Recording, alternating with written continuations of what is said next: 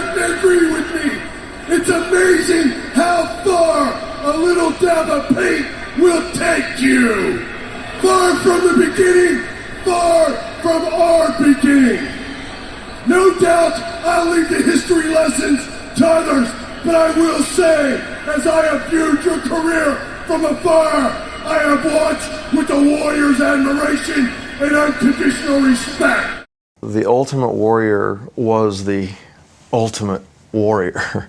When people want to talk about one of the greatest physiques in pro wrestling history, they're going to say, oh, Ultimate Warrior is going to be right up there, you know. You had kids that wanted to be a pro wrestler because of him. I mean, that really speaks volumes right there, you know.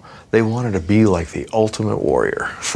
That's pretty amazing. Promotional consideration paid for by the following.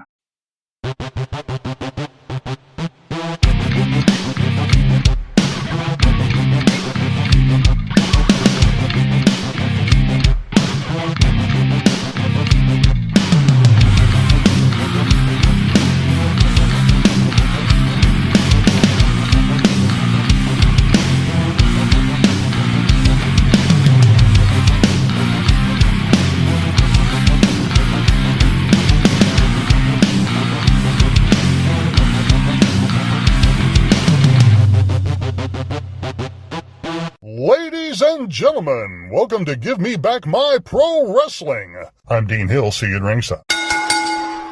Ladies and gentlemen, welcome to the Give Me Back My Pro Wrestling podcast. And today, I think we've got a cool idea here. I'm going to introduce my co-host, my brother from the same mother, Jut the Plastic Sheik. What's up, Jut? How you doing? What's up, brother? How we doing? Oh, man, I'm doing good. Just, you know, kind of keeping the boat on the water here, trying to knock out a show that I've been wanting to do and that you have helped me, you know, think of these ideas and stuff. And so today we've obviously, as you see on the show, we've got What If, Sting, and Ultimate Warrior. People that listen to the show, my idea for this show is basically what if Sting and the Ultimate Warrior took different paths? So let's say at the time of the Blade Runners breaking up, Sting goes to World Class as the Dingo Sting or the Stingo Warrior.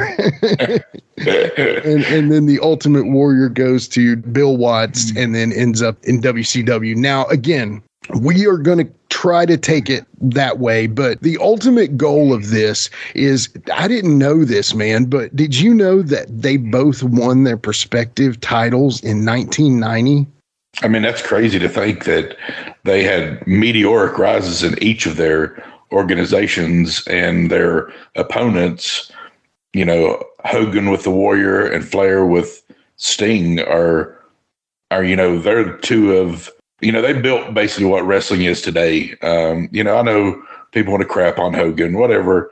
Man, if it wasn't for Hogan, we wouldn't have a lot of wrestling we have today. Yeah, but what I'm just saying is, isn't it crazy? No, yeah, it is crazy that they have the same, like their careers line up so much. Yeah, it's kind of eerie how much but then they were so different. Right. So different. It seemed like their perspective on life, the way they acted towards other people, fans and the like, you know, totally different. But what's crazy is basically within months of each other, they culminated their title. The Warrior wins at WrestleMania 6 versus Hogan in the Ultimate Showdown. And then Sting beats Ric Flair at the Great American Bash in 1990. Now, you know, what we're going to do here is essentially we're going to break down a little bit. We'll talk a little bit about their start, talk a little bit about their path. But my main goal here is to kind of say, okay, like if Ultimate Warrior took on these opponents and Sting took on these opponents, how different would have things turned out? Essentially, what we're asking here, Jared, is what if? What if? Yeah, that's our idea for today. We'll talk a little bit more about that, but I kind of wanted to do a little bit of housekeeping. So how's things going with you, man? Y'all have a good Halloween and stuff? Yeah, man, we had a good one. The kids, you know, they enjoy it as always. We had, you know, big haunting on Main Street here in town. And yeah, I saw that. Paxton dressed up as the Hulk and Paisley dressed up as a student at Hogwarts, I guess, in the Ravenclaw. Okay. Yeah. And I know I don't know much about Harry Potter, so forgive my ignorance, but me either. Yeah. Ravenclaw, somebody told her once she was a Ravenclaw, so she liked it. So she has this little robe and she has a wand thing. So gotcha. I love how specific she is about it. She's not necessarily a character. She is a random student in the Ravenclaw. And again, Harry Potter fans, this is not give me back my Harry Potter. So please. It's not give me back my Wizarding World. I'm sorry. Yeah. Sorry. Give us a break on that. Maybe that podcast will start later down the line with Paisley or something. But anyway, at this point, so Cash dressed up like the butcher from The Boys. So, a totally different perspective from your kids to mine, 16-year-old. And of course, I don't think he went trick-or-treating, but he did. He was Billy the Butcher from The Boys. So two totally different perspectives, but he's a 16-year-old. So what are you going to do? Right. I'm glad he was, he wasn't in any trouble. Let's just go with that. He's teenage boys, So, So anyway, last show that we had was good. It was a watch along show. We watched Halloween Havoc 89. We're getting some good numbers from that. It does appear like people are watching the matches. It's funny because you can see in the analytics how things go, and it's like ... section, and then they skip the commercials. So, but, don't skip the commercials, y'all. We get, that sometimes you've heard them before, but these are our buddies' podcast, and right now we're not in an advertising spot, although gmbmpw@gmail.com will give you more details on that if you are interested in advertising with us. But at this point, it's our buddies' podcast. We just like to promote them. I think every one of them have put really something cool into those. I've even made a couple of those, so for sure, listen to them, support those other podcasts, like the Give Me Back My Podcast Network, Give Me Back My Action Movie, Give Me Back My Horror. I think they've just knocked off a fun month with all their movies. Monster Movie Stomp Down did a top 10, had 10 mini episodes in a row, which is awesome. And then, of course, you've got the other shows on the network, Good Beer, Bad Movie Night, of course, us. The other show that's under our umbrella that I'm really proud of right now is Mike Jablonski's Pissed Off. Have you listened to any of those, Jared? I listened to all of them. Yeah, he does a good job. Yeah. Here's the thing, man. I think he's hilarious. And Mike has just got such a perspective on the wrestling business, and he's so passionate about it. But Mike's way of getting his thoughts out, to me, it's like he could explode at any minute. So it's awesome. And thank you, Mike. Of course, we appreciate you being on the team. Give me back my pro wrestling. So anyway, I think I've swept up the ashes. Oh, by the way, I'll just say it. Greg Gagne is about to break a big time mark for us. I don't go into number specifics because I think it's tacky, but let's just say Greg Gagne is the biggest show we've ever done. And I don't know that. I mean, I hope we eclipse it with other shows. I hope this episode does that. But holy cow, it's 3 times more than some of our shows, 4 times more than some of our episodes. So it's definitely been pleasant to see those numbers and to know that, we're reaching that kind of audience, and that, hey, that people maybe like to listen to us a little bit, maybe more Greg Gagne they like to listen to, but maybe they like us too. I think so. I do think they enjoy us, and I think we're kind of seen as the little podcast that could, and I'm cool with that.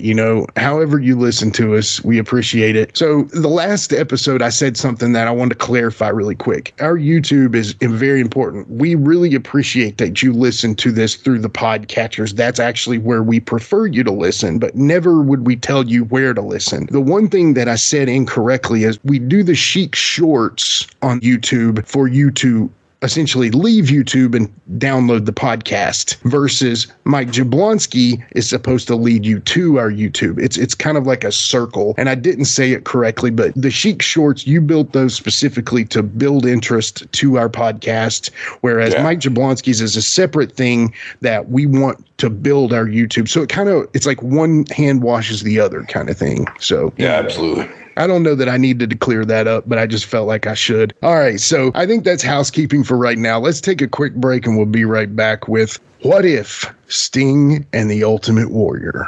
Hey guys, this is Wolfie D from PG-13. Check out my podcast, Live and in Color with Wolfie D, every Monday at noon. We're talking Memphis, we're talking ECW, WCW, WWF, everywhere that I've been. We even have some great guests, some Hall of Famers on the show with us. Every Monday, Live and in Color with Wolfie D. This is The Big Picture, Michael Jablonski.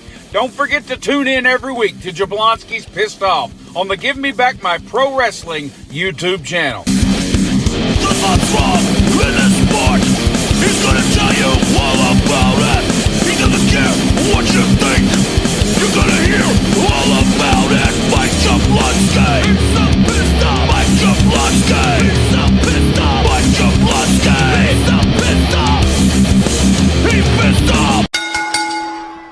All right, we're back. Give Me Back My Pro Wrestling presents What If Sting and the Ultimate Warrior. And I just realized something. People are going to think our only what if ideas are with Sting. Hey, yeah.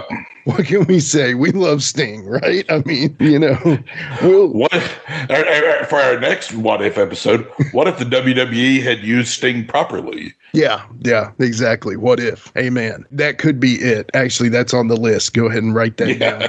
So what's funny is our next episode, we're going to do something fun. It's either going to be an interview. I've got a couple interviews lined up that we just haven't made happen yet. Or there's a possibility of we do a little crossover with superheroes in wrestling. We'll figure that all out. But either way, our next episode is going to be really fun. But the more important is this episode. So, all right, I'm going to do a little, professorism prehistory here for Sting and Ultimate Warrior's What If. Okay, so as most people know, they were trained by Rick Bassman and Red Bastien. Now, Red Bastien is a longtime old schooler, trained a ton of people. If you look up Red Bastien, literally his name is above a lot of people as far as, the body guys and stuff like that. Rick Bassman, you may have heard that name before. If you've heard the names John Cena, Samoa Joe. Anyway, he ran the promotion in California, UPW. And again, probably early on, his biggest stars were Sting and the Ultimate Warrior, but did turn into John Cena probably being his biggest star that came out of his camp. Now, essentially they started out, they were bodybuilders. I think the Ultimate Warrior was even like a world champion bodybuilder or was going on that path. And Sting was also a bodybuilder. Now, Warrior had definitely won some events. I think, was he Mr. Indiana maybe? Something like it, at least. Something like that. Yeah, something like that. He was definitely had his body looking good. Now, they joined a team of bodybuilders. The other guys you've never heard of, if you have, I'm impressed, is Garland Denoho and Mark Miller. They formed a professional wrestling team called Power Team USA. I got to imagine it's got to be a little bit of a thing. I mean, have you seen this picture that... Yeah, there's like four of them like around him, and they're all like jacked and supposedly...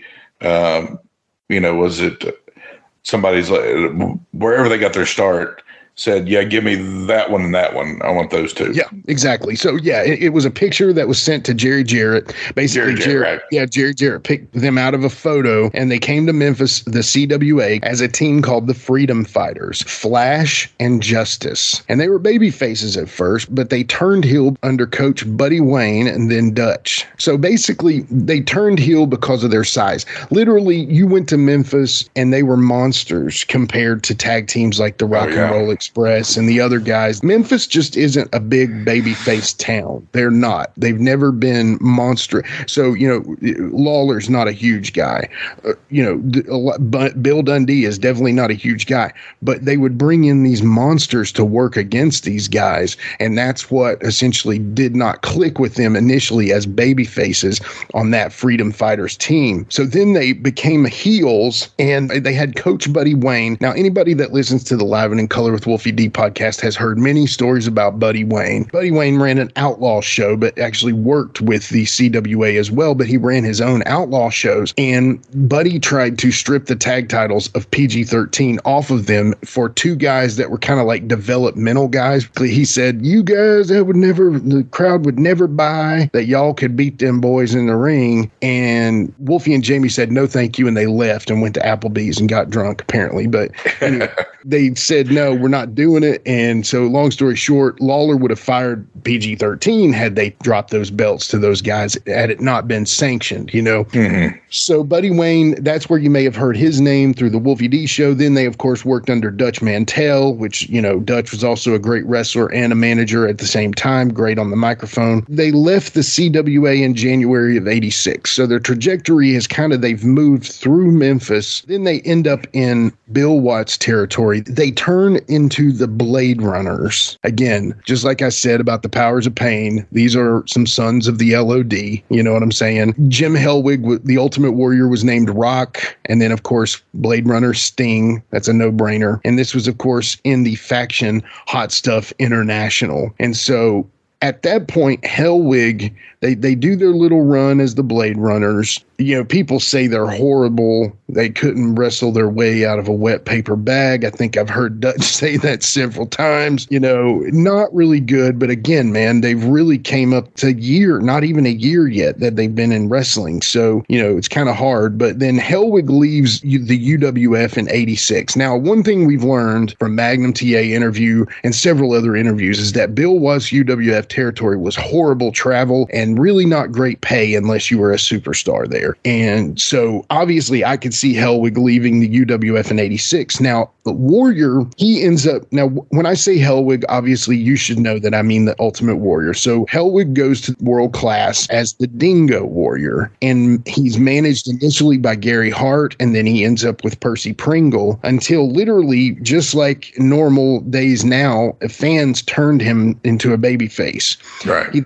He then started teaming with the literal last of the line. I think he's not even a real Von Erich with Lance Von Erich. They turn into the Blade Runners until 1987 when he left for the WWF to become the Ultimate Warrior. Now, if you read McMahon, when he gets there, they're like, what's a dingo? Mm-hmm. And I think they're trying to make up a name. Now, at that time, there's the Road Warriors, right?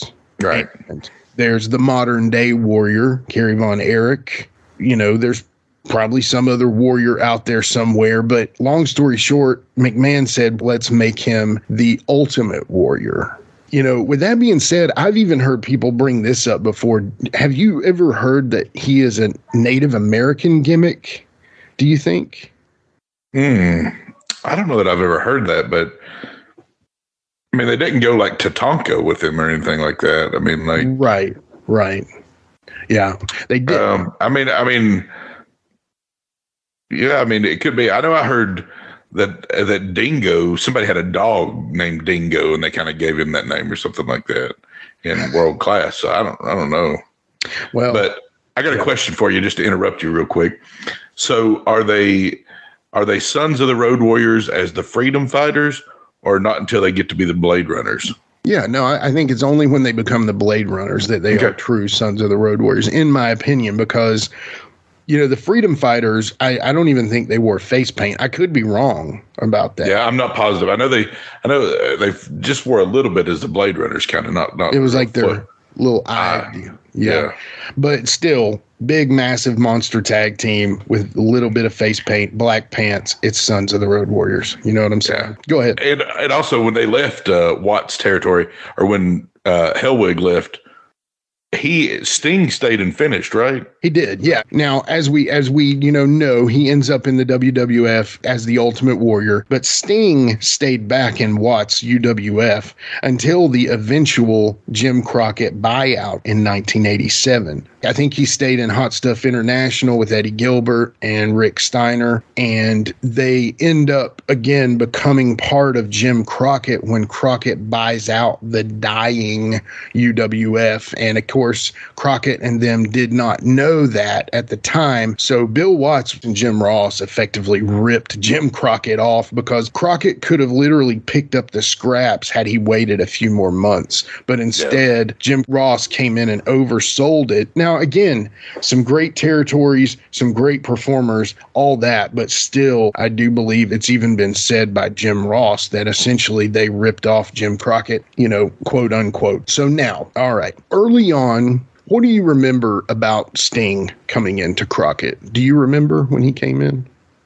Kind of one of the first things I remember, it was in a 6-man tag match, something, with Garvin and Hayes. Yeah, Garvin and Hayes. And I think that was Starrcade, right? Yeah, Starrcade. Yeah. And they were against, like, was it Scott Steiner or Rick? Was it Eddie Gilbert? Yes, definitely Eddie Gilbert. Absolutely. And Zbyszko. Yeah, and Zbyszko. And I think I think maybe Scott. I was thinking Scott Steiner, but it may be Rick Steiner. Yeah, fact checkers let us know on that one. But anyway, what I initially remember, Sting comes and he is like a a daylight version of the Road Warriors to me. Yeah, that's true. That's good. He's awesome. He looks amazing. He's got a great look about him. Blonde. I ripped his haircut off all the time. But, you know, rat tail and all. Yeah, exactly. Blonde, spiked hair with bright color makeup, you know, his own look and style too. Some of his early makeups are really cool. I mean, he really did some awesome stuff before he picked a more regular style. Yeah. You know, the pattern that Warrior and Sting both adapted ended up looking, you know, a little more uniform over the years, but, you know, bright colors, a lot more opposite. He came out, you know, did the King Kong gorilla hitting his chest and screaming. Which I love that. Oh, dude, his fire up with that was incredible, you know. So, you know, and then on the other side of things, in 87, at the same time, I remember this guy in long hair. He looked like a muscled up rock and roller, paint, running to the ring and beating the crap out of every jobber that he could get a hold of. Yeah. Iron Mike Sharp, Barry Horowitz. I mean, then Steve Lombardi, the names go on and on. Basically, Warrior ran through jobbers like nobody's business. Whereas on the other side of things, you know, Sting, of course, is getting his TV matches where he's beating the crap out of jobbers, but he was kind of put a little more in the thing. And I think that almost says something to the two ways that the companies ran their shows, you know. Yeah, McMahon wanted the spectacle of everything. Right. Whereas Crockett wanted wrestling. Exactly. And that's where we'll get into how interesting it would be if they switched places. I mean, to put it flatly, it may have not worked at all for one of the parties. Yeah, I'm agreeing with that. But I tell you what, let's go that way with it first. I say let's look at the Warrior, because Sting, you know, was working and doing a lot of interviews, I remember, in 87, and then really his first major was at the Clash 1 against Flair in 88. Okay. Yeah. So now we're entering the what if zone. Okay. So I'm going to go ahead and hit the noise for the what if zone.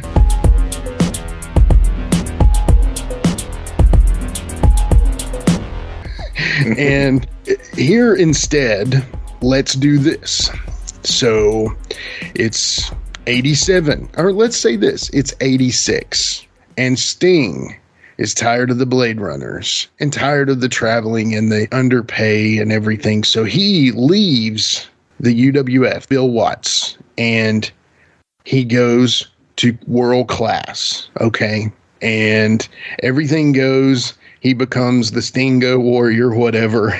The Flash Warrior. The Flash Warrior and everything. And on the other side of things, Hellwig, the Ultimate Warrior, stays in the UWF. And instead of his traveling to World Class and going through those and getting with Gary Hart, Percy Pringle, honestly, you know, it was a great idea for him to stay. He decides to stay back in the UWF, stay in Hot Stuff International, and be a part of the Jim Crockett buyout. And on TBS one night, you see the Ultimate Warrior, or whatever he is at that time, show up. So for the sake of telling the story, let's pretend that he became the Ultimate Warrior in name only. Okay. Right. Okay. So instead of staying whatever he was, a Flash, or no, I'm sorry, he was, instead of him staying Justice, or not Justice, I'm sorry, instead of him staying Rock, he, you know, which would have been hilarious on down the line had he stayed the Rock. But, you know, can you imagine? The Rock says, under the stars and the moon, you know, so. Load the rocket ship with the rocket fuel. Yeah, the rocket fuel. Anyway, so he stays in UWF and he ends up being bought out, and then he shows up. Now, I picked a list here, and let's just play along here, and let's see how long we think the Ultimate Warrior will last. Okay. Right. So I've got a list of Sting's, you know, honestly, really through like 94 or so. Okay. You know, I'm pretending like we stop basically around the time the Ultimate Warrior originally stopped wrestling in the WWF. And that's kind of our end point. Okay. The biggest point being 1990. But again, we're figuring this out as we go. So he starts, and his first big match is The Ultimate Warrior versus Ric Flair at the first Clash of the Champions in 1988. Okay, now, many say that is when Sting was made by Ric Flair. Okay, Right, absolutely. I mean, and that is what is always said. I'll agree with it. Yeah. So, all right. Can you imagine this? All right. The reason Sting got so over in Jim Crockett is this. He came to Jim Crockett. He was needed early on. If you think Magnum's accident, all right, had to be a big blow as far as their main up and coming baby faces. Okay. Right. Ready for prime time. Magnum was right there. Then his accident happens. All right. A second issue that Sting got so over so quickly was Nikita was Russian. Okay. So even though Nikita was getting over and popular as a babyface, he was still Russian. He still held on to that Ajadua accent, you know, Magatie, that kind of accent. And he held on to that. So even though he was popular, he was still Russian. So there was something a little bit there that didn't quite work out as a babyface. All right. Obviously, Dusty was getting older, probably nearing retirement, more being behind the scenes than in the ring. He had a few more years. I'm not saying he didn't, but long story short, he was pretty much done. And Luger being there, now you would say, okay, Luger would have taken this position. No, I don't think he was, because I think personally people saw Luger as a better heel. You know what I mean? Luger was a heel at most of this point when Sting's first coming in too. So it's not like that he's perfectly looked at as the white meat baby face, and he kind of had that arrogant attributes they gave him that, or didn't give, maybe he had it on his own, but that they honestly, you couldn't get on board with him as much as you could get on board with everybody's hero. I mean, Sting was the answer in Crockett to WCW to what Hogan was. Exactly. I mean, he was that white meat, can't do wrong, all-American babyface. That's what I mean. Exactly. So Sting was that all-American babyface. Warrior, however, did not come across in that way. So would Warrior have been ready in the very same spot? They need him early on to be everything that he can be, you know? Because if you think about it, Jim Crockett and the NWA, they always focus their title on a heel, you know, whereas McMahon always liked his on a babyface. Babyface, right. Very, very few times did a heel keep a title for very long. All right, so Flair at the Clash in 88. Does Flair make the Ultimate Warrior? First of all, though, let me ask this. This is the hour draw match, right? Mm-hmm. Could Warrior have won an hour draw? I mean, that's the question there. So, I mean, if you answer that, you can. I don't think he could have. Yeah.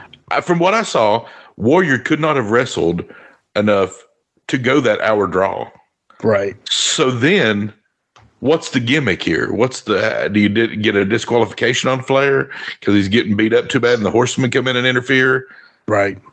That's where I don't know that I can. That's where the story kind of gets hard to get off the ground from Warrior's perspective. So I'm saying he can't go 60-minute Broadway draw. He can't do 60-minute match. Right. So then you got to have some kind of gimmicky finish to make them both look strong. He's not ready for the title. Sting wasn't ready for the title. So then you have to do some kind of DQ or some kind of funky, dusty finish, I guess. Right. And you have maybe Warrior pins Flair and he got his foot on the rope and the ref didn't see it. And then they replay it and they strip the title. And then there's a tournament to crown the champion or something like that. Right. I don't know, but I just do not think Warrior could have went an hour Broadway.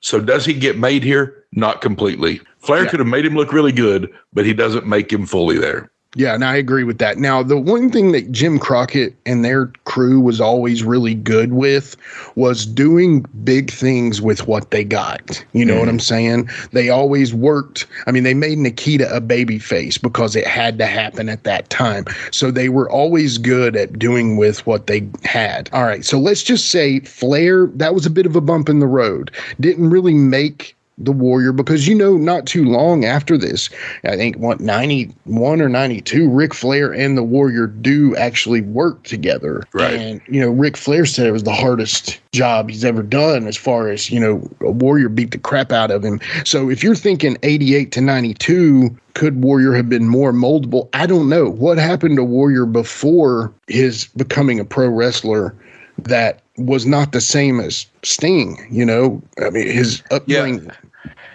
Yeah, I mean, was there something with his dad? I'm trying to remember. Was there something with his dad? But there was something, and so on the Dark Side of the Ring, if you've never seen the Ultimate Warrior one, there's a time when they talk about how there's an incident. Was it with Dick Murdoch and Sting? I reckon Dick Murdoch just beats the crap out of Sting, basically, because maybe he was like chasing his woman or something like that. And is it Dick Slater? Dick Slater. Sorry. Yeah. That's my bad. You're fine. But anyway, so then it's like after that, supposedly Sting, I don't know if somebody got to him and, kind of educated him, but Sting apparently had a change in attitude. He was kind of similar to the Warrior at that point, but he had a change in attitude after that. And he was really willing to work and learn, and he wanted to learn at that point. Yeah. And the Warrior never received that. Yeah. And that could be the turning point right there. I mean, that might be like the, if you've watched the Loki show, like the time variant spot where they branch off time to change the future. So without that, I mean, like, does Warrior get his butt kicked and then, he changes and Sting doesn't, or does he quit, or does he quit? Right. Because if Dick Slater whips your ass and then Flair doesn't get you over in the same manner he got Sting over, it could end right there. But let's just pretend, in the best sense here, that the Flair Warrior deal was seen as something less than what we're painting it as. Let's just say maybe it did. It made him a little bit. It got him a little bit. Yeah. Right. So his next few feuds go like this. It would be Warrior versus Wyndham for the U.S. title. He didn't win that, but he did have a good feud with Wyndham. Then he works a TV title feud with Rotunda. Right. And he wins the TV title, right? And then he wins the TV title. He does, yes. And that makes him the TV champ in 1989. He also, around that time, he gets into a feud with the Road Warriors, and they end up working each other, Starrcade 88, and he actually tags with Dusty. Right. And so him and Dusty, a kind of an aged Dusty. Now, again, what would this have all been? Magnum doesn't get an accident. Sting, their UWF maybe doesn't get bought out, whatever. Long story short, we can't really paint that much, but the Warrior and Dusty tag team, this is a TV title champion Warrior, and you've got Dusty and the Road Warriors in a tag team match. Now, again, Warrior and Dusty, does that work the same way Sting does? Again, that ass whipping by Dick Slater seemed to really be some kind of pivotal moment for him that actually humbled Sting, versus would the Warrior have even been here? Now, again, let's just pretend that he does okay with that match. And then, he works against the Road Warriors, and they work a very similar style. The Warrior and Road Warriors are supposed to be heel here too. Right. They are very hard to do. And I don't know that they actually fully got over as heels. I don't know. Well, is this when they spiked Dusty and all that? They spiked Dusty in the eyeball. Yeah. I mean, and people were like, "Yeah, spike him, beat his." It's like, get that fat. Right. It's like, so did he really? I mean, so okay. Taking back my argument a little bit, Warrior was not that white meat All-American babyface. Yeah. So does it even work to try to make the Road Warriors heel against the Ultimate Warrior? Because Sting, you can at least get some sympathy. Sting won't get Ricky Morton's sympathy, but he'll get some sympathy from the fans. I don't know that the Ultimate Warrior gets that same sympathy in that fight. Right. And I don't know how that works. But working with the Road Warriors, working with Dusty Rhodes would increase his career, I would think. It may not increase it like it increased Sting's, but it would increase it. So I think one thing we're seeing right here with Ultimate Warrior, and I could be wrong, we'll never know for sure. I think his ascent would be a slower ascent in Jim Crockett WCW than it was in the WWF. Yeah, for sure. For sure. And slower than Sting's in the WCW Jim Crockett Promotions. Yeah, definitely. Definitely. You're exactly right. And that's a great point. And then to go down the timeline a little bit, of course, he's the TV champ in 89. And then he starts working a feud. Some say it's one of his better feuds, even maybe possibly up there with the Ric Flair feud, in working with the great Muta, as Gary Hart would say, the Muta. Anyway, he works the feud with Muta at the Great American Bash 89. His trajectory is continuing. Let's pretend like the Warrior. I mean, I just don't know. I can't see the Warrior and Muta being a good combination. I don't know. I just don't, man. I mean, that's where the struggle continues. I don't see Muta and Warrior as being as good a showdown as Sting was. Sting wasn't perfect when he came to Crockett, but Sting grew and grew and grew and grew as he worked. I just don't know that I can see the Warrior growing in his working. He may have been over, but he would have been over in something similar to the way that the Road Warriors were over, just brutal, just chew you up and spit you out. Right. And I don't know that that's what you needed with Muta. No, and you needed more than this from the Warrior at this point because, again, they need a night to kill the dragon. You know what I'm saying? Yeah. And the Warrior is more, I don't know, like Conan. I think Muta could have done great. Could have done fine in the feud. I just don't know that I could see Warrior reciprocating in the feud. Right. And that could have been very ugly. And again, it would have been unfortunate. So Muta, unfortunately, let's just pretend like he gets by that one. And then he tags with Flair versus Funkin' Muta at the Halloween Havoc 89. To hear the actual story on that, listen to episode 20 of Give Me Back My Pro Wrestling. Anyway, of course, he works that. That could work. I could see the Warrior in that match. That's, Yeah, that match would be fine for the Warrior. I don't know that it gets him over any better, but that match works fine. It works fine. He can work in a feud with those guys. It would make sense. So then, obviously, the biggest thing and possibly Sting's biggest feud coming next is with the Four Horsemen feud. Works against Tully and Arn. He works in different setups with different guys. Long story short, he ends up culminating in a match with Flair at the Great American Bash 1990. Again, we know Sting's path, Ultimate Warrior in this same path. It leads to Flair. Man. So he's got 2 years under his belt since the match with Flair. Let's just say that. His first match with Flair at the Clash, where Flair tried to make him. And then essentially here, he's going to become the champion. So is the Warrior even in the picture at this point? If he is it in the same, place?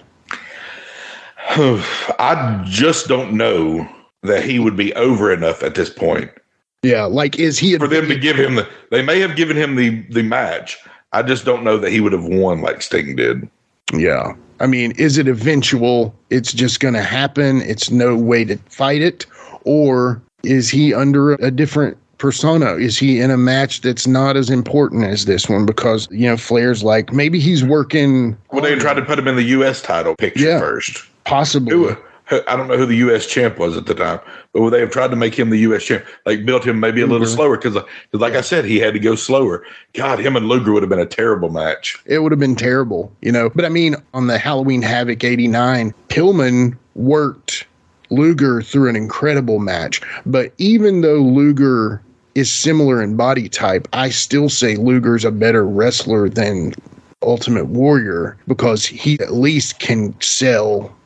I never really saw the Warrior sell, so there's not enough give and take in his matches for me to believe that he is something that could be, you got to get beat down for your comeback. And I think Luger is pretty far above Warrior as far as a worker, and that's not, and I'm not bragging on Luger. And if you love the Ultimate Warrior, I love the Ultimate Warrior as a kid. Trust me. I'm still a fan of the Ultimate Warrior. I just see him for what he is as far as a worker, and it's just limited. Yeah, right. Limited is the best word you can say. And the persona, the superhero-esqueness that he was given in WWF, he wouldn't have been given that in WCW, Crockett, whatever you want to call it. Right. So it's different. I agree. I mean, but at this point, he's at Flair. And let's just pretend that the Warrior takes the title from Flair. Let's pretend that all the cards line up and take him through Flair to win the title. Then eventually he ends up in a feud because Flair leaves and goes to WWE or WWF, and he ends up in a feud with the new big heel, and that is Rick Rude. Now, we know the Warrior has met up with Rude in his actual career when he went to the WWF. He met up with him against him in World Class. He worked against him early on after his jobber matches. He works with Rick Rude, and then Rick Rude apparently beat his ass in a match one time because he kept potatoing him. And Bobby Heenan told the story that he said, "Hey, quit hitting me." And Rude just gave him receipt after receipt because he was tired of getting potatoed. So listen at this. His next feuds, and this will pretty much lead us to the end of our conversation about What If Ultimate Warrior. Rick Rude, Lex Luger, Big Van Vader. So those next three opponents after his Flair win, he basically trades the title back and forth with all of those people right there. And I could see Rick Rude humbling him at that point if he needed that. I could see Luger being, like you said, a very bad match. Very bad. I mean, I'm sorry. I was a big Lex Luger fan as a kid too, and I mean, I still like to watch old Lex Luger stuff.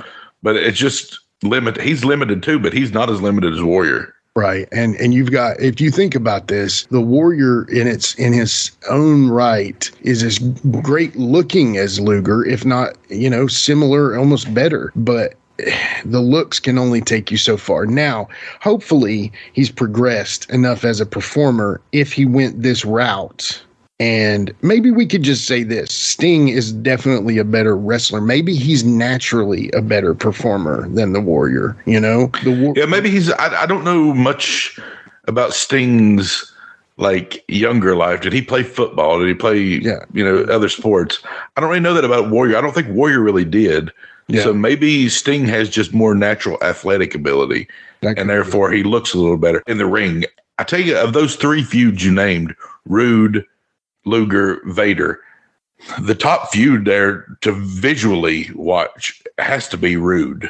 I mean, as far as if the Warrior is taking the place here, Rude is definitely the feud that's better to watch. It might have been pretty decent of a feud. I can almost see the Vader being all right, though. I don't know why. Okay, will he sell for Vader, though? He would have to, because Vader would have beat his ass. Well, I mean, I'm just saying, if he doesn't sell for Vader, then it's a terrible matchup as well. Right. It could be. It very well could be. And that could be the reason he quits wrestling forever, is Vader beats his ass. Now, again, that could have been, as Jim Ross could say, bowling shoe ugly. But at the same time, it could be all right. Who knows, man? You know? So if he'll sell for Vader, that's an all right one too. Yeah. But if he doesn't, that ends his career with Vader beating his ass. Vader whoops his ass. So, again, we learn a few things. We learned that one thing is that Sting, through those years, did not have an easy road to hoe. He's working Rude. He's working Luger, who, to get a good match out of Luger probably isn't easy. And he's working against Vader, which, Flair has said that Vader beat him up a lot, and Sting probably took a good whooping from Vader too, just because Vader was notoriously a receipt giver without any kind of without a need to give a receipt. Yeah, without any purchasing. Yeah, no proof of purchase necessary. So yeah, I don't know, but my point of reference is I'm not sure that Ultimate Warrior even makes it to the Great American Bash in 1990. Maybe he goes somewhere else. Maybe he ends up in the WWF too. What about Warrior's match that would have been in Crockett and WCW with Mean Mark Callis? Yeah, I mean, yeah. Who knows? Who knows? But either way, I mean, unless you have anything more to say about the Warrior, I think we should go over to the Sting side. I just know that with Warrior, I don't think he would have been as popular as Sting. I don't think his matches would have been as good as Sting's if he's on Sting's path. And I don't think that he would have ultimately been as big a persona and as big he still sells merch. I mean, WWF will put out figures all day long of the Ultimate Warrior because they will sell. Yeah. I mean, he still moves the needle. Right. I just don't think if he had been in the other place, he would have moved the needle as much. He absolutely left a huge mark in the industry. He is, is shock and awe almost is what he reminds me of. He was a singles performer in the style of the Road Warrior tag teams. And I think that helped him a lot, being that he essentially could be that badass and be that way. But I tell you what, we're going to take a little break, listen to a couple of our buddies' podcast commercials, and let's say, what if Sting took the Ultimate Warrior's path? There you go. We'll be right back. In a world that has been completely divided for so long, two movie fans have decided to unite for the people and the betterment of mankind. One, an action movie buff. The other, a horror movie fanatic. Together, they will try to bridge the gap of both genres into one podcast with their battle cry, Give Me Back My Action and Horror Movies. Listen along as Charlie and Nate alternate each week talking about action and horror movies they cherish, mostly from the VHS era. Also, including some modern examples that felt like the movies they grew up with by answering the battle cry, Give Me Back My Action and Horror Movies. Available wherever you listen to podcasts. Look them up on Facebook and Instagram. All right, we are back with What If Sting and the Ultimate Warrior. So you've just heard us discuss how the Ultimate Warrior may or would or possibly could have done going down Sting's path. Now, this is honestly the reason I wanted to do this show. This part right here is if Sting took the Warrior's path in Tri-Cities. No, I'm just... Yeah, Warriors Path State Park. Yeah, so let's pretend that Sting is on the Warriors Path State Park. No, I'm just kidding. So, all right, so Sting, he goes to World Class, does his thing. He's managed by Gary Hart, Percy Pringle. He gets turned into a face, and then he starts working with Lance Von Erich, and then 87 when he left for WWF, he became the Ultimate Sting. Now, of course, I'm not going to say all that, but Sting starts out working, the job guys, and I can see this being good for Sting, getting him over as a badass, right. Getting him reps with guys who can make him look like $1 million.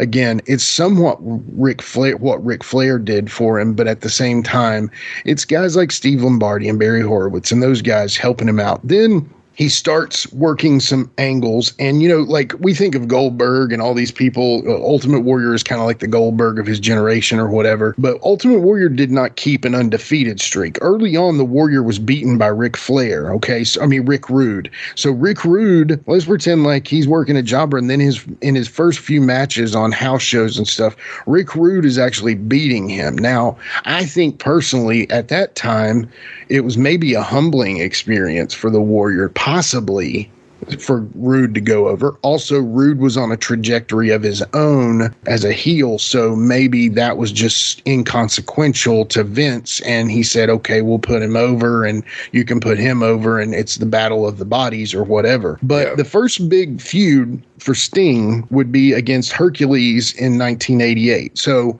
rest in peace, Hercules Hernandez, Ray Hernandez. He's gone through many different gimmicks, but one of my very favorite gimmicks of all time is the Hercules gimmick. I always loved it. I loved the chain that he wore. Even though he was a bad guy, I always thought he was super cool, had a great look. His LJN figure, I don't think I remember seeing him in that getup.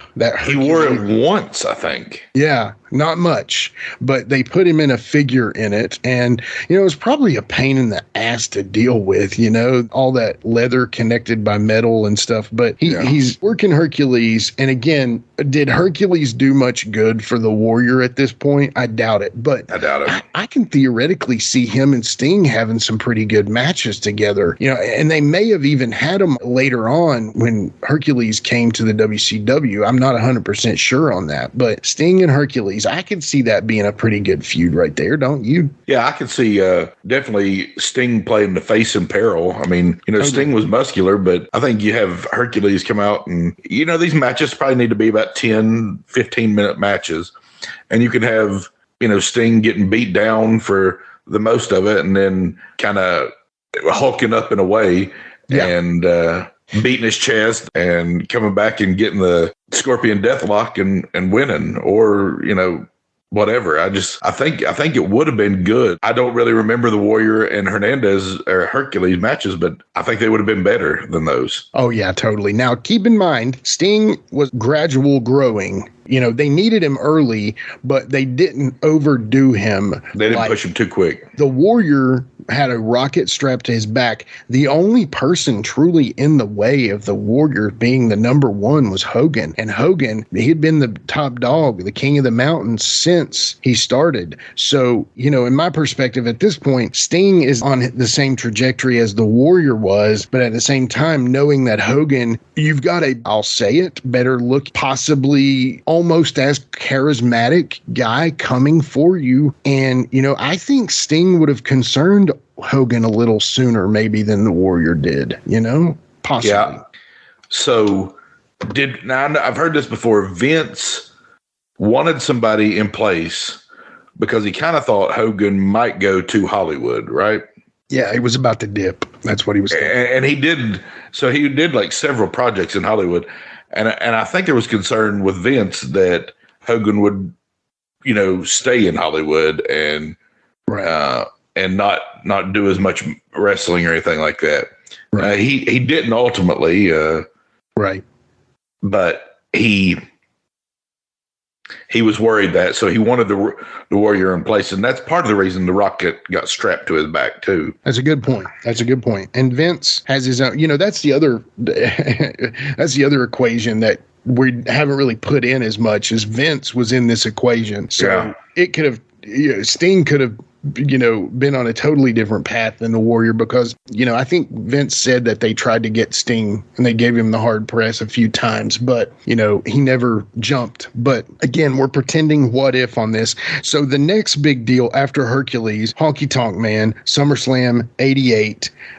At this time, this real Sting was working Wyndham, Rotunda, the Road Warriors. Now he's in WWF now, we're pretending, and he's at the SummerSlam, and he basically beats the Honky Tonk Man in a squash. I don't think much of that would change. Do you? I do think something would change.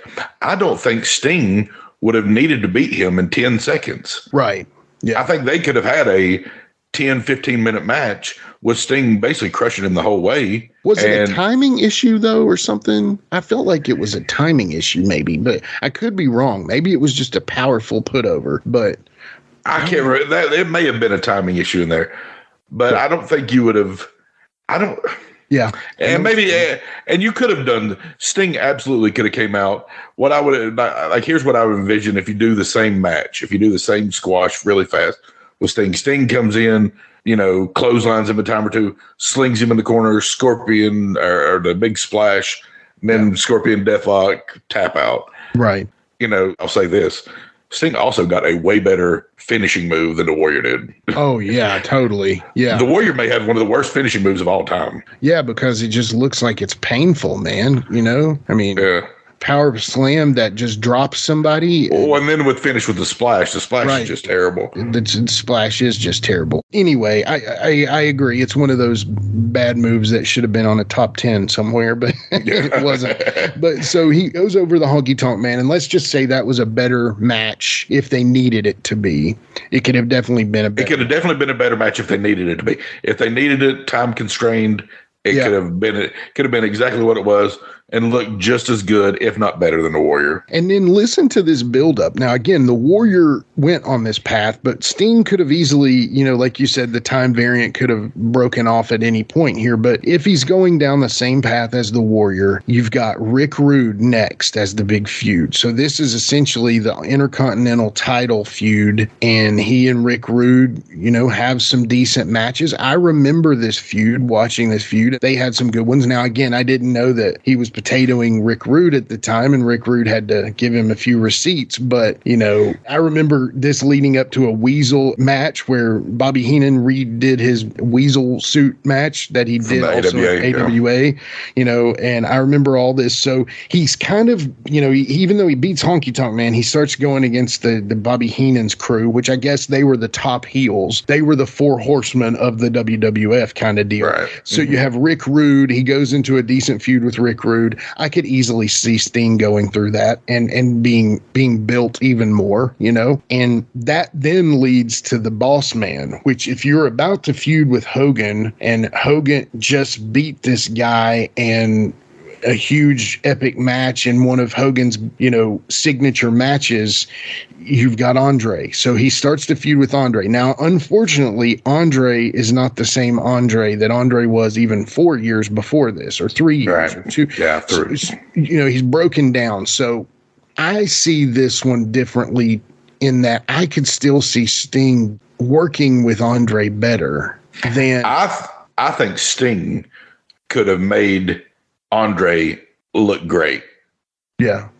Even in his broke down state, I think Sting could have sold for him like in some bear hug type things. Yep. And he would have made Andre look better than the Warrior could have. Oh, totally. And, Sting, he probably doesn't get him in the Scorpion Deathlock, but he Stinger splashes him and he drops and he pins him. I could see this being a very similar match to Hogan and Andre at WrestleMania. He probably gets a body slam in there, too. They probably get him body. But it's like because they want to match Hogan, kind of. They want to see... They want to build to Hogan. And you have to know that at this point, they already know they're going to pit him against their top dog. It's inevitable, right? You got title versus title, yeah. Title versus title. Again, keep in mind, he has not lost the Intercontinental title. So he works Andre, and then boom, automatically, it's the Ultimate Showdown, Sting versus Hogan at WrestleMania 1990. Now, this match was massive. I remember when we were kids, this match was massive, Yeah. It was a big deal, right? It was, Oh, huge. The Warrior versus Hogan. I remember being for Hogan. Were you for the Warrior? Were you for Hogan? I probably was for Warrior, honestly, if I'm thinking right. Yeah, because, it's almost like He-Man versus the Turtles. You know what I'm saying? Yeah. It's like He-Man's going out, but the Turtles are coming in. It's Hogan versus the Ultimate Warrior. It's primary colors versus neon. Yeah. It's just a mega showdown. Now, at this point, does Hogan say, no, I can't do this with Sting? Or is Sting just handed the title happily, do you think? What do you think in this perspective? Okay. I'm trying to remember from what I know. So did Hogan have to give the okay to give the title up, kind of, or was it Vince's call? I think it was Vince's call, and I think it was inevitable because, like you said, Hogan was doing some Hollywood stuff that he needed to get away and could not take the title with him. So I think it was partially that, but I do think it was a little more, like how Hogan and Sting eventually met up. We covered it in our first What If, Starrcade, 98, where it was a horrible finish. It wasn't properly done in any way. I just don't see it the same way here. But here's the thing, man. If you're Hogan, the Warrior looks different than Hogan. They do. It's not like bleach blonde, From Venice Beach. From Venice Beach, exactly. Great charisma, good on the microphone, that kind of thing. Versus the Warrior is like something totally different. So Hogan's like, well, I'm not giving it to what I would say a carbon copy of me, but would Sting's humble attitude and ability to, be a part of a team have overruled Hogan's concerns for being a clone of him, All right. Okay. So here's what I'll say. Sting's attitude should have made it way easier for Hogan to have done this. Yeah. Sting's work rate should have been way easier for Hogan to have done this. Right. Would Hogan have felt more threatened with, Sting seemingly being kind of a replacement, like a more exact replacement? Right. Like a 2.0 replacement kind of. Yeah. He may have got his feelings hurt. Right. And wanted to buck a little bit and be like, nah, Vince, I really don't want this. Ultimately, if Vince had to say so, Sting wins the title. I have heard it said, I heard Jim Ross talk about it before. Hogan did an amazing job at WrestleMania 6 of having about as good of a match as he could have had with Warrior. Yeah. So I'm going to say, just for the hope-so's sake, that since Hogan was so willing to have that match with Warrior, and Warrior was prickly, not as easy to get along with, stiffer working, I'm going to say, especially because Vince is wanting it, he drops the title to Sting, and they have a great match, honestly. Great match. Yeah, I agree. I do think it's probably maybe, it could have changed things because that could have been what Hogan talked about. Because, Hogan never really talked about the Warrior match as much as he's talked about the Andre match. And that makes sense because he won the Andre match. He lost the Warrior match. It wasn't his match. It was Warrior's match. Exactly. It was Warrior's match.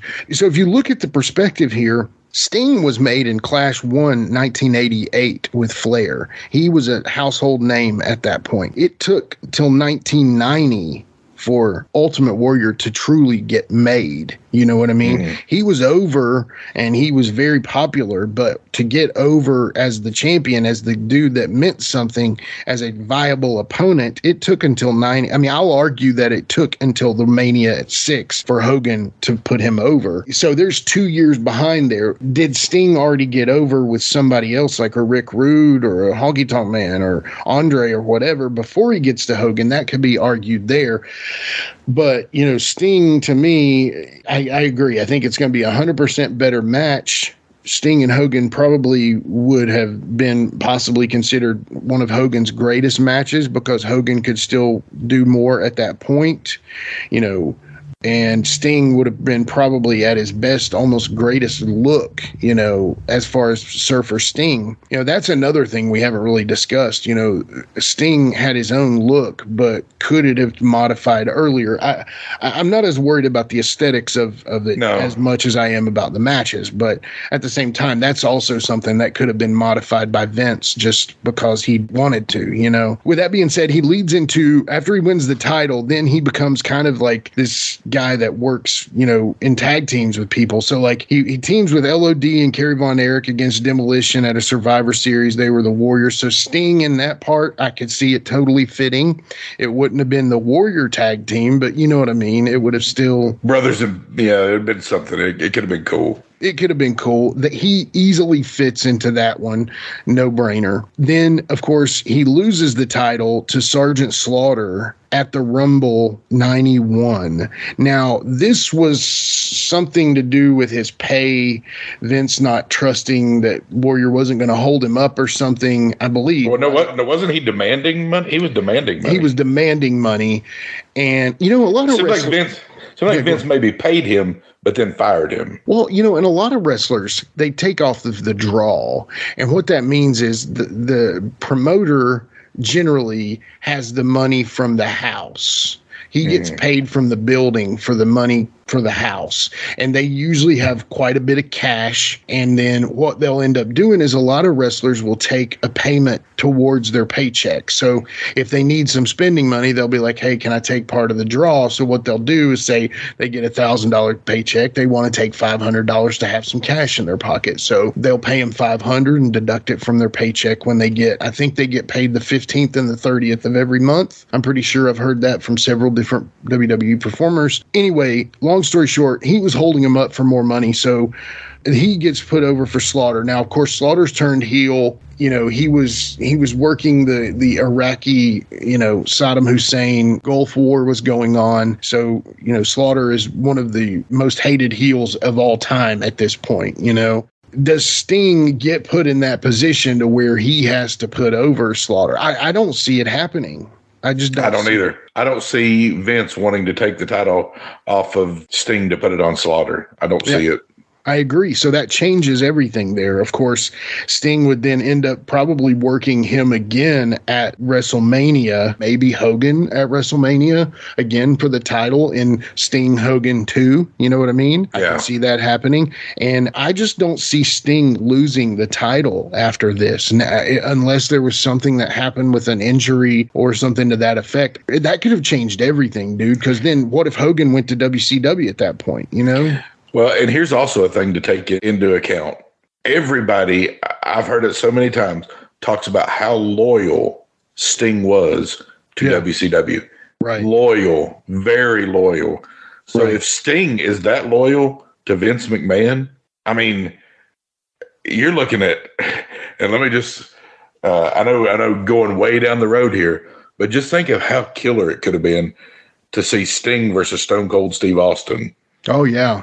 Oh, my gosh. Yeah. That would have been a torch passing moment right there. And they've worked together. They've worked together. Right. Dangerous Alliance stuff and stuff like that. But yeah, so you've got at that point, you did jump ahead, but that's fine. So let's pretend like Hogan. I was just thinking down the road. Sorry. They do the return match, Hogan Sting at Mania 91, and then after that, Ultimate Warrior works Savage in a retirement match where Savage actually retires, and so that would have not changed. Sting would have worked Savage. It would have been a great match, definitely, probably better than anything Savage and the Warrior could have done. Oh, totally. And Sting and Savage make up a great match. Sting retires Macho Man there. He ends up working Taker, Jake the Snake. I think that's a very underrated storyline, the Ultimate Warrior Jake, that didn't get to finish because of the Warriors issues, but because of the letter he wrote to McMahon. And yeah, but so you've got those guys, and then I think Sting works well with Taker there. I think he works well with Jake. I think Sting starts to work with these new guys. I could see Bret Hart coming and working Sting in a great match, you know. Yeah. Shawn Michaels. I mean, theoretically, Sting could have bridged the gap between Hogan and Stone Cold, you know. Yeah. And that could have changed a lot for Bret and Shawn. Bret and Shawn, right? What could that have done? Because, you know, the Warrior was set to become the new generation heavyweight champion, and he fumbled it. But I don't think Sting would have. And you put Sting in that predicament, again, you never know. But I don't know what that does for Bret and Shawn Michaels. So one of my only things that make you wonder if Sting would have worked totally in the WWF, would he have developed as a worker? And not to say Sting's the best worker of all time. That's not what I'm saying here. But would he have developed as a worker like he did in facing Flair and facing the Four Horsemen and facing all those he did? Yeah. And Crockett and WCW. Would he have became the worker he did? Now, you say he would have worked nice with some of those enhancement talents for that Warrior worked at first. But that's not the same as working a 60-minute Broadway with Ric Flair. You're right. So maybe I think Sting had the work ethic, and I think he had a good attitude. So I think there's a very good chance he could have became the same thing or better or differently good. Yeah. But there is a possibility he doesn't become as good because he's not, made with one of the best ever. But maybe he has a killer feud with Shawn Michaels or Bret Hart, that are both top tier all time workers. Right. He give me an Iron Man match with him and Shawn or him and Bret Hart, and it might have been fantastic. And I think it makes it a little more, they say parody in the NFL and stuff. I think it gives it parody. His ability to work a 60-minute match leaves him susceptible to a smaller guy beating him. You know what I mean? Mm-hmm. Whereas the Ultimate Warrior comes in shock and awe like he did the Honky Tonk Man, knocks the crap out of him, stuns him, pins him, it's over with. If Sting were to wrestle... Honky baby, honky baby, honky. Yeah, honky baby. And Sting in that perspective would not have been doing that. So Sting, again, by working the manner that he did, leaves himself susceptible and makes him an overall better performer that can work with smaller guys like a Savage, like a Bret Hart, like a Shawn Michaels. And also he can work the bigger guys, whereas the Warrior kind of was a little bit one-sided on that. That's a good point. But I do see Sting working well on until the Attitude Era. Again, we would have missed out on his, descending from the rafters. I definitely don't see Warrior in that. No, I don't see Warrior in that at all. No, the Ultimate Crow. I just don't. I just don't see him working in that aspect. He wouldn't have.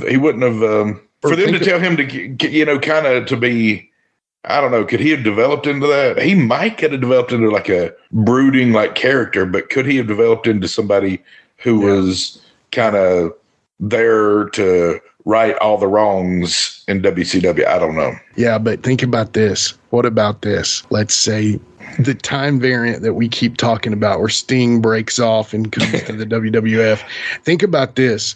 He breaks off, and Hogan had already been in the WCW for a while, turned into Hollywood Hogan. And then all of a sudden, in the rafters, WCW, one day you see Sting in the Crow makeup. He's got a totally different look than how he was in the WWF. Let's say he sees that The Rock and Stone Cold and Triple H are coming along. They're taking over.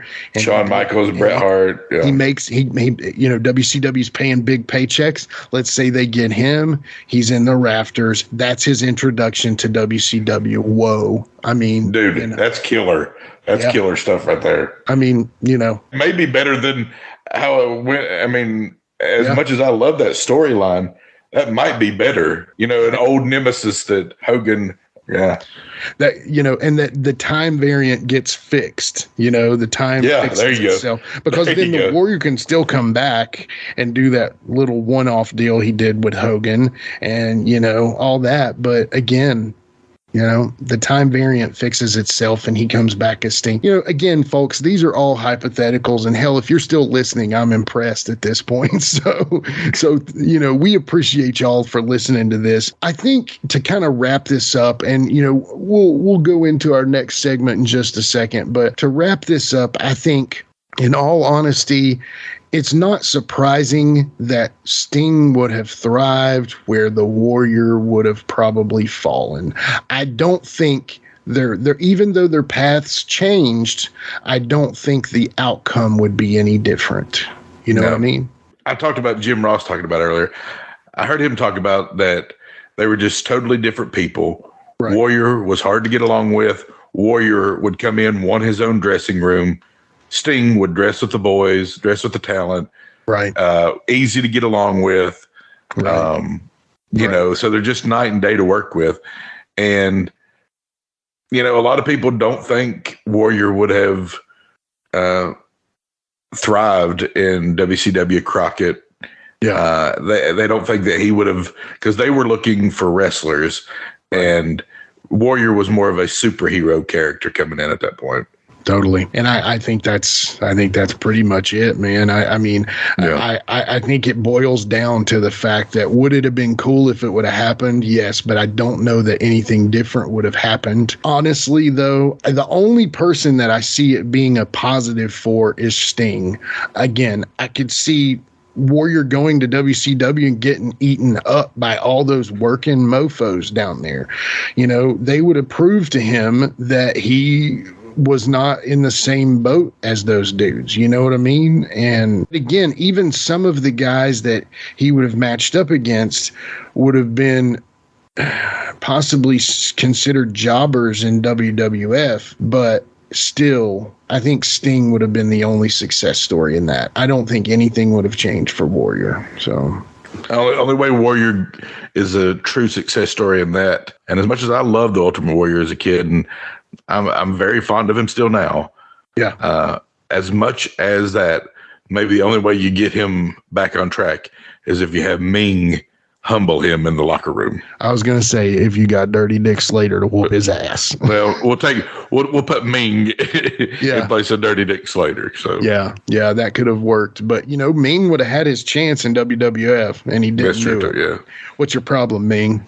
But anyway, well, I think this has been fun. Jimmy said that, not Jared. Yeah. I think this has been fun. Let us know out there if y'all have enjoyed this. Definitely want to do more of these in the future. We'll have some guests on, some specialists. I have buddies that are specialists in AWA and specialists in World Class, or specialists on WCW, or specialists on Memphis.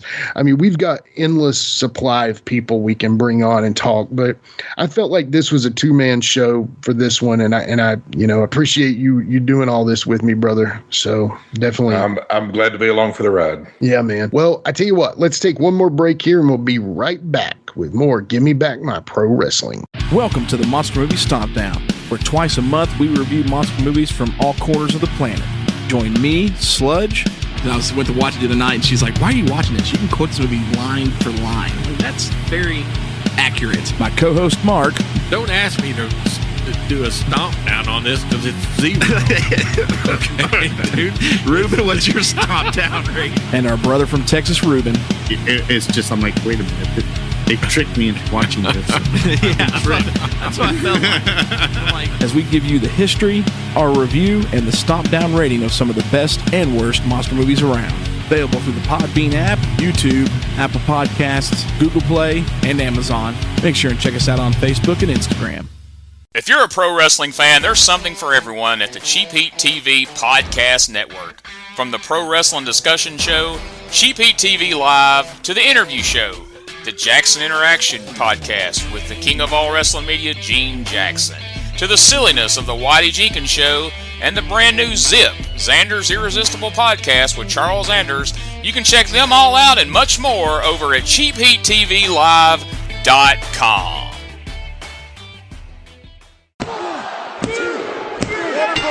And we're back with Give Me Back My Pro Wrestling. What if Sting and the Ultimate Warrior switched paths? Man, I tell you, things have been going crazy. Just recently on Halloween, our Jamie Dundee episode dropped on the Live and in Color with Wolfie D show. And to say that it has been a success is no laughing matter, because that show, I'm telling you, Jared, I keep up with our numbers on all of our shows, and I was just, every time I would look at the number, it would increase by several. And I'm just like, man, right now, somebody is listening to that show, and it's jumping, and numbers would jump. And I'm needless to say, Jamie Dundee has eclipsed and became the #1 episode for the Live and in Color with Wolfie D. And I'm just telling you, y'all, if you want to hear something fun and entertaining and you don't feel too snowflakey,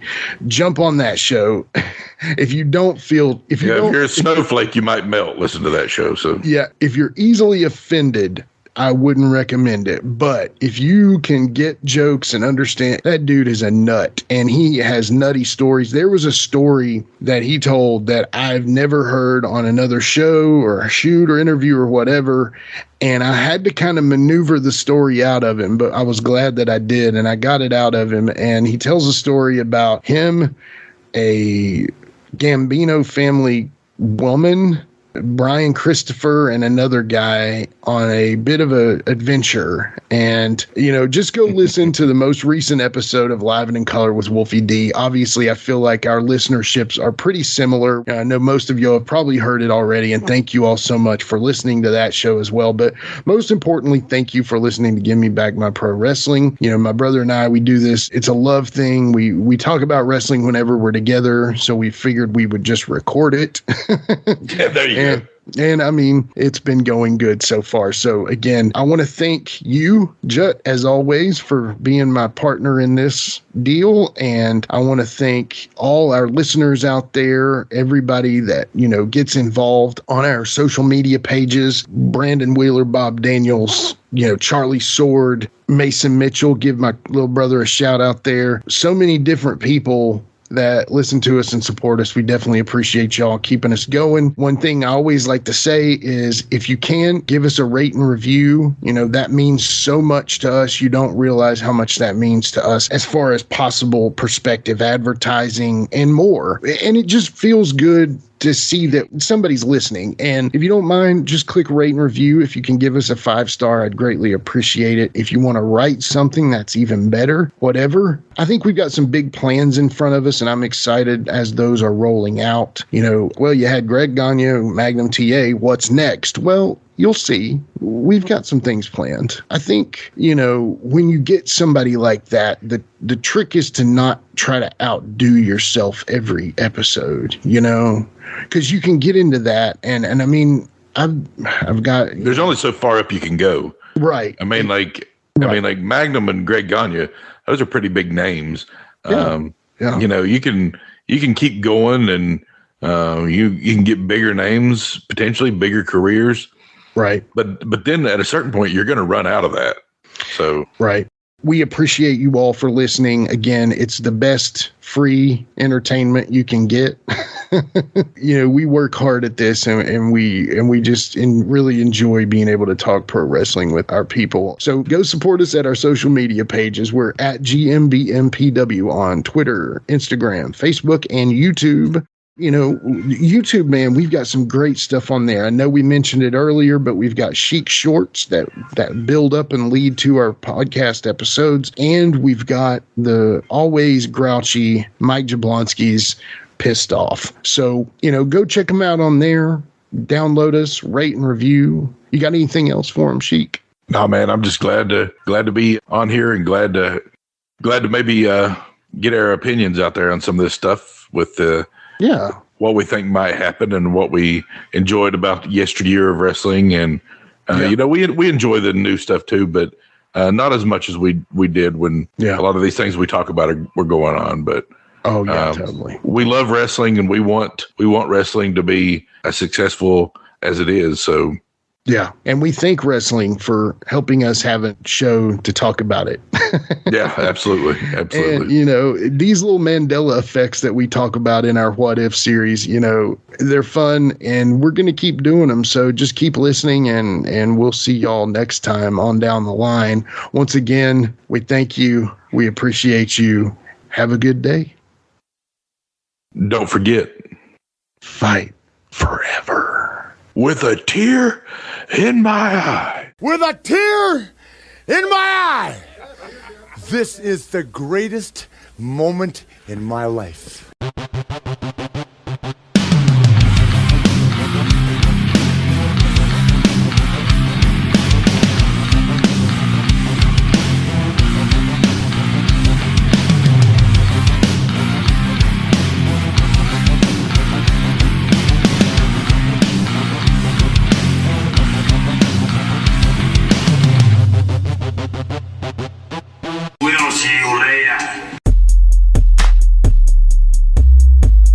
This has been a James Rock Street production.